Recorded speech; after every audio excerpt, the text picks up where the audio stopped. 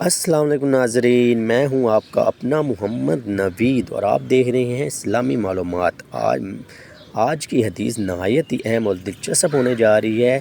اللہ تعالیٰ آپ کو عمل کی توفیق عطا فرمائے اور مجھے بھی خوشگوار زواجی زندگی کے 10 اہم حصول۔ باہمی اعتماد اور فضا قائم کی جائے، شکوک و اشباہ اور غلط فہمی بدگمانی سے مکمل بچا جائے،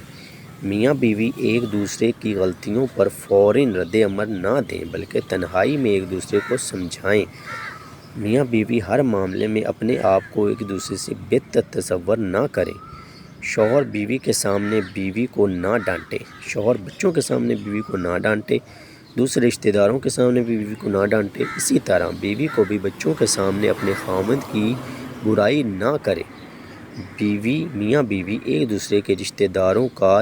تہہ دل سے احترام کریں، شوہر بیوی کے حقوق کے ساتھ ساتھ اپنے رشتہ داروں کے حقوق بھی اچھی طرح ادا کرے،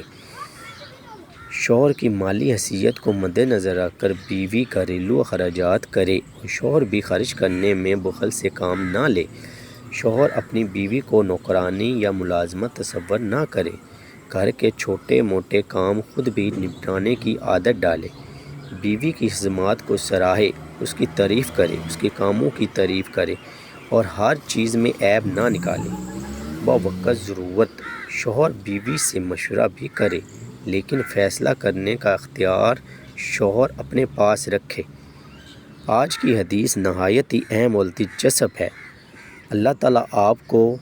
اور اس پر عمل کرنے اور مجھے اس پر عمل کرنے کی توفیق عطا فرمائے۔ معاشرے میں بہت سی برائیوں میں یہ بھی ایک برائی ہے اور مسئلہ ہے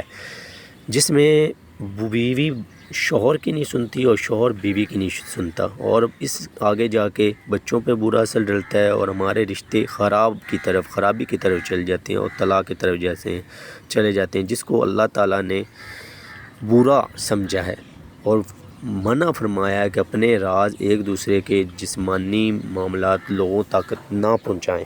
بیوی کو بھی اس کا اعتماد کرنا چاہیے اور میاں کو بھی اس کا اعتماد کرنا چاہیے، کیونکہ اللہ تعالیٰ نے ایک حدیث میں میاں بیوی کو ایک دوسرے کا لباس سے تشریح دی ہے۔ اس کا مطلب یہی ہے کہ میاں بیوی ایک دوسرے کے ساتھ ساتھ لوگوں کو بھی اس کی تاکید کریں، اور ہمارے رشتے مسلمانوں خاص کر آج کل کے معاشرے میں برائیاں بہت زیادہ عام ہو گئی ہیں۔ اللہ تعالیٰ آپ کو اور ہمیں عمل کرنے کی توفیق عطا فرمائے۔ ملتے ہیں ایک دوسری حدیث کے ساتھ۔ اپنا اور اپنے ارد گرد کے لوگوں کا خاص خیال رکھیں، ویڈیو کو لائک کریں، شیئر کریں، کمنٹ کریں اور چینل کو سبسکرائب کر کے جائیں،